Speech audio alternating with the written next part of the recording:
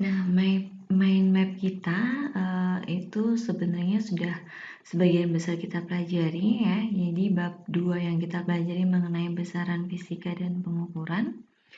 Yang sudah pernah kita bahas yaitu tentang besaran. Besaran itu mempunyai dimensi ya, yang kemarin sudah pernah kalian kerjakan. Kemudian besaran itu dibagi menjadi beberapa. Yang pertama itu adalah besaran vektor. Contohnya di sini ada perpindahan, kecepatan, percepatan, dan gaya. Kemudian ada besaran skalar ya. Besaran skalar itu dia hanya mempunyai nilai.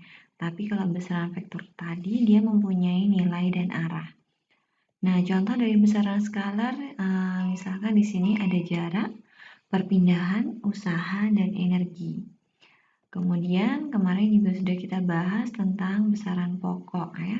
Besaran pokok itu besaran yang satuannya ditetapkan terlebih dahulu. Contohnya misalkan di sini ada panjang, massa, waktu, suhu, intensitas cahaya, jumlah mol atau jumlah zat, dan kuat arus listrik.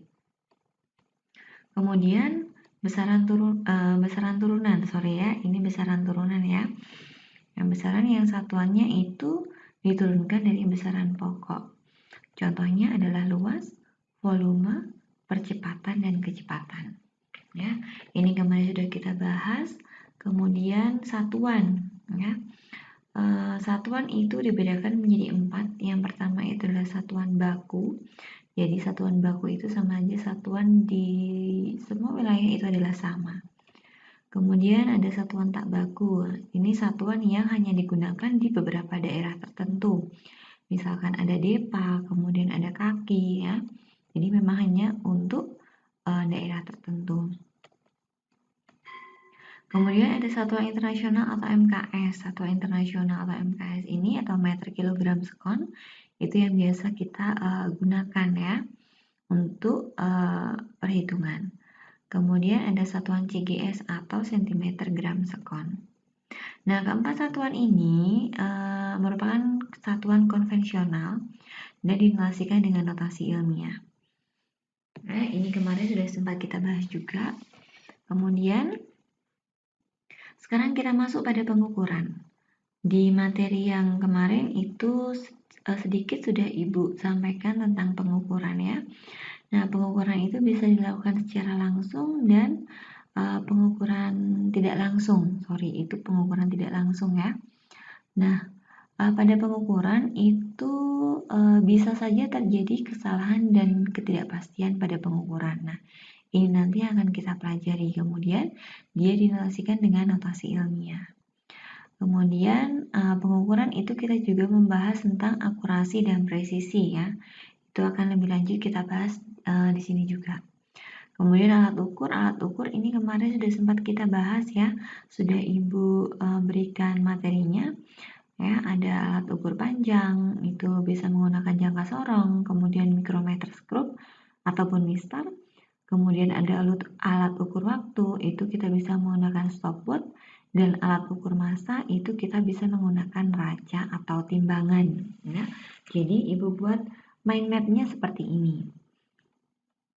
Nah, kemudian sekarang kita masuk pada ketelitian atau akurasi dan ketepatan atau presisi ya. Jadi hal yang perlu diperhatikan pada saat pengukuran itu yang pertama adalah ketelitian atau akurasi. Ya, akurasi ini menyatakan tingkat pendekatan dari nilai yang diukur terhadap nilai benar atau X0 atau nilai sesungguhnya. Jadi ketelitian ini adalah tingkat pendekatannya. Jadi yang paling dekat dengan skala yang kita ukur atau yang nilai sesungguhnya itu berapa. Nah, keakurasian alat ukur itu harus dicek secara periodik dengan metode the two-point calibration.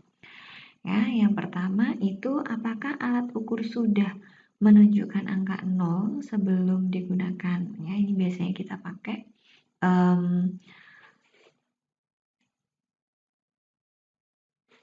yang namanya dengan pengenalan. Ya, jadi contohnya misalkan kemarin waktu kelas 9 sempat kalian menggunakan ampere meter ataupun voltmeter. Saat kalian akan memulai mengukur, maka kalian menyatukan kutub positif dan kutub negatif pada jarumnya, ya, pada jarum hitam dan merah. Itu untuk apa? Untuk mengenolkan, membuat jarumnya itu berada pada titik 0 kembali. Nah, kemudian yang kedua itu adalah apakah alat ukur memberikan pembacaan ukur yang benar ketika digunakan untuk mengukur sesuatu yang standar. Ya. Nah, kemudian hal lain yang perlu kita perhatikan adalah tentang ketepatan atau presisi. Nah, ukuran kemampuan untuk mendapatkan hasil pengukuran yang sama pada pengukuran berulang itu disebut dengan presisi, ya. Jadi kemampuan untuk mendapatkan hasil pengukuran yang sama pada pengukuran berulang. Jadi misalkan nanti saat kalian kuliah ada yang namanya kalian membuat skripsi, itu biasanya kalian diminta untuk mengambil data. Data itu tidak hanya kalian lakukan, tidak hanya kalian ambil satu kali, ya. Untuk mendapatkan hasil yang maksimal atau mendekati kebenarannya, otomatis kalian harus melakukan pengujian atau pengambilan data beberapa kali, mungkin bisa sampai 2 atau 3 kali, ya. Nah, ini tentang akurasi dan presisi.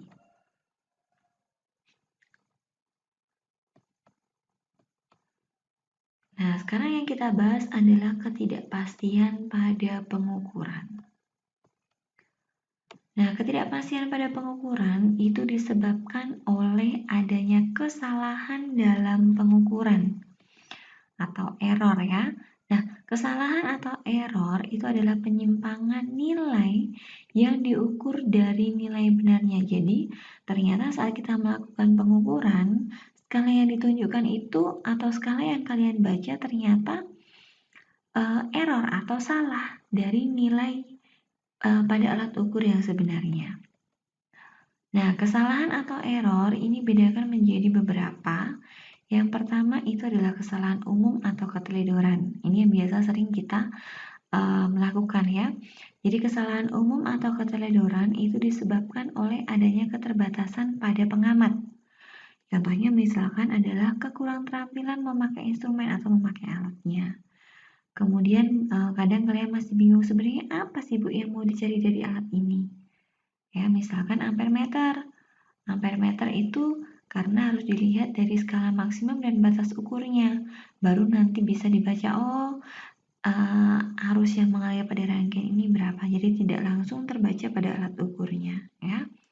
Kemudian kekeliruan pembacaan skala. Nah, ingat pada saat kalian membaca skala itu posisi mata harus tegak lurus dengan alat ukur yang kalian baca. Karena saat kalian membentuk sudut tertentu otomatis akan mendapatkan pembacaan skala yang pasti berbeda dengan saat kalian membaca dengan mata yang tegak lurus dengan alat ukurnya. Kemudian yang kedua adalah kesalahan acak. Nah, kesalahan acak ini disebabkan adanya fluktuasi-fluktuasi halus pada kondisi pengukuran. Jadi ada gangguan-gangguan yang halus yang tidak kasat mata, istilahnya kayak gitu, ya. Pada saat pengukuran misalnya adalah gerak Brown pada molekul udara. Kemudian fluktuasi tegangan listrik, itu fluktuasi maksudnya adalah naik turunnya tegangan listrik PLN, gitu ya. Jadi dia sering mati lampu. Nah, itulah istilahnya seperti itu. Kemudian yang ketiga adalah kesalahan sistematik. Nah, kesalahan sistematik itu ada beberapa, ya, penyebabnya. Yang pertama itu adalah kesalahan instrumen, seperti kesalahan kalibrasi atau penulisan skala pada saat pembuatannya itu tidak tepat. Kemudian kesalahan titik nol terjadi karena titik nol pada alat yang digunakan tidak tepat berhimpit dengan jarum penunjuk. Jadi angka nolnya itu tidak berhimpit dengan jarum penunjuknya. Kemudian kesalahan komponen alat, misalkan alatnya ternyata sudah nggak bisa dipakai atau dia tidak dalam penyimpanannya tidak dirawat dengan baik. Itu bisa juga menyebabkan kesalahan komponen alat. Kemudian yang keempat adalah kesalahan paralak. Kesalahan yang disebabkan oleh posisi mata yang tidak tegak lurus dalam membaca skala yang tertera pada alat ukur. Ya, jadi ini kesalahan pada pengukuran.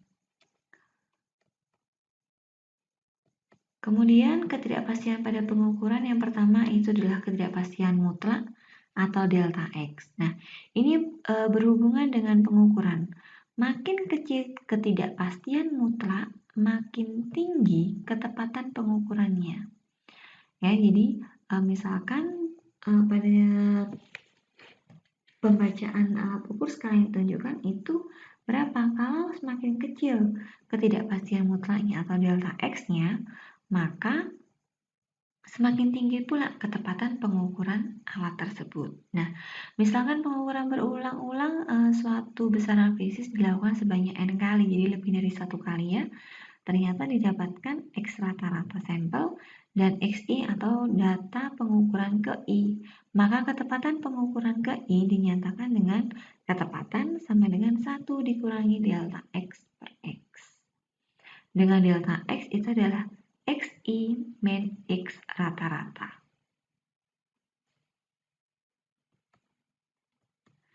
Kemudian ada ketidakpastian relatif atau delta X per X ya. Nah, ini tidak memiliki satuan dan dinyatakan dalam persen. Ya, jadi ketelitian pada ketidakpastian relatif itu bisa kita hitung dengan ketelitian dalam persen sama dengan 100% dikurangi dengan ketidakpastian relatifnya dalam persen. Nah, ingat untuk ketidakpastian relatif, jika relatif 10% maka dia berhak atas 2 angka. Kemudian relatif 1% berhak atas 3 angka. Kemudian relatif 0,1% berhak atas 4 angka. Nah, ini untuk lebih jelasnya nanti kita pada soal. Ya, jadi kalau misalkan kalian ketemu ketidakpastian relatifnya itu adalah 15%, berarti berhak mendapatkan 2 angka. Ya, berarti misalnya 15,24, berarti hanya boleh 2 angka di situ, berarti hanya 15%. Kemudian kalau misalkan ketidakpastian relatifnya itu adalah 1,23, nah berarti dia berhak atas 3 angka, berarti tetap 1,23%, jadi tidak ada pembulatan sama sekali. Kemudian kalau misalkan ketidakpastian relatifnya itu adalah 0,135, ya. Berarti dia berhak atas 4 angka, berarti semuanya 0,135%, semuanya ditulis, gitu ya. Nah, ketidakpastian pada pengukuran tunggal. Ya, ini X sama dengan XI plus minus delta X. Dengan XI itu adalah hasil pengukuran tunggal, kemudian delta X itu adalah setengah dari skala terkecilnya berapa. Dengan X itu adalah ketidakpastian pada pengukuran tunggal. Kemudian ketidakpastian pada pengukuran berulang. Dengan X rata-rata itu sama dengan sigma XI atau jumlah, sigma itu sama dengan jumlah ya. Sigma XI per N dan delta X atau SX rata-ratanya sama dengan 1 per N dikali dengan akar N kali delta Kn kali sigma XI kuadrat min sigma XI kuadratnya. Bedakan antara sigma XI yang dikalikan N dengan sigma XI yang tidak dikalikan dengan N. Ya, kenapa? Ini berpengaruh nanti pada pengkuadratannya. Ya, jadi perhatikan betul-betul. Nih, untuk persamaan ini ya. Kalau yang ini kuadratnya dia di luar, kalau ini dia kuadratnya pas pada sigma XI-nya. Dibagi dengan N-1. Dengan X tanda garis di atasnya itu adalah nilai rata-rata. Kemudian XI adalah hasil pengukuran sampel PI. Delta X itu adalah simpangan baku nilai rata-rata sampel, dan N adalah banyak sampel pengukuran. Nah, untuk contoh soalnya, misalkan di sini pengukuran berulang ya. Suatu pengukuran berulang, masa sebuah benda menghasilkan data sebagai berikut. Ini kemudian laporkan hasil pengukuran berulang tersebut lengkap dengan ketidakpastiannya ya. Jadi kalau ada soal cerita seperti ini, kalian buat tabelnya terlebih dahulu. Pada percobaan pertama dia mendapatkan XI ya, karena ini adalah percobaan data ke I. Berarti ini percobaan data pertama, percobaan data kedua, percobaan data ketiga, keempat, kelima, dan keenam ya. Jadi XI ini adalah percobaan data ke I. Jadi misalkan ini I-nya 1 ya berarti percobaan pertama gitu ya. XI-nya 12,3, jadi kita urutkan terlebih dahulu. Ya, XI-nya 12,3, percobaan kedua itu 12,4, kemudian 12,5 dan seterusnya itu baru kalian jumlahkan. Jadi sigma ini adalah jumlah ya, jadi tinggal kalian tambahkan semua. Ini ditambah, dan ditambah. Ini kayak statistika waktu SMP ya. Nah, N ini adalah berapa jumlah penelitiannya, dia diulang berapa kali ya. Berarti karena di sini ada 6, maka N-nya sama dengan 6 ya. Kemudian XI kuadrat sama saja ini. Ini kamu kuadratkan, berarti 12,3 dikali dengan 12,3 ternyata hasilnya adalah 151,29. Begitu juga untuk seterusnya ya, dikuadratkan. Kemudian kalau sudah, hasilnya ini semua dijumlahkan. Ternyata mendapatkan hasil sigma XI kuadratnya itu adalah 950,31. Nah, kemudian kalau sudah, langkah selanjutnya adalah kalian mencari X rata-ratanya. Ya, X rata-rata itu sama dengan sigma XI per N ya. Jadi maka ini kan langsung kita jumlahkan supaya enak nanti untuk memasukkan ke rumusnya ya. Sigma XI-nya adalah 75,50 dan N-nya itu adalah 6. Kemudian dibagikan hasilnya adalah 12,583 gram. Kemudian kalau sudah, kita mencari simpangan bakunya atau delta X dengan persamaan 1 N dikali akar N kali sigma XI kuadrat dikurangi sigma XI kuadrat min per N min 1 ya. N-nya 6 berarti 1/6 kali akar 6 kali, lihat di sini ya, untuk membedakannya kan di sini sigma XI kuadrat, berarti ini yang kalian masukkan. Berarti sini adalah 950,31. Kemudian yang ini kan sigma XI, berarti kan yang ini 75,50 baru dikuadratkan ya. Jadi inilah bedanya tadi yang Ibu maksudkan ya.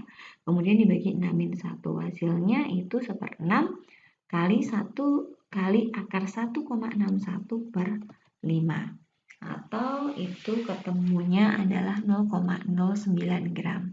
Nah, ketidakpastian relatifnya itu sama dengan delta X per X rata-rata dikali dengan 100%. Delta X-nya itu ketemu 0,09, kemudian X rata-ratanya itu ketemu 12,583. Tinggal kalian kalikan 100%, hasilnya adalah 0,7%. Nah, inilah maksudnya ketidakpastian 0,7%. Berarti kan tadi sudah Ibu sempat jelaskan kalau 1% berarti dia berhak atas 3 angka. Maka laporan hasil pengukurannya itu M sama dengan X0 plus minus delta X. Nah, nih. Jadi M-nya itu adalah 12,6 karena dia berhak atas 3 angka plus minus 0,1 ya. Jadi ini kita bulatkan. Ini sampai di sini untuk pembahasan materi tentang pengukuran.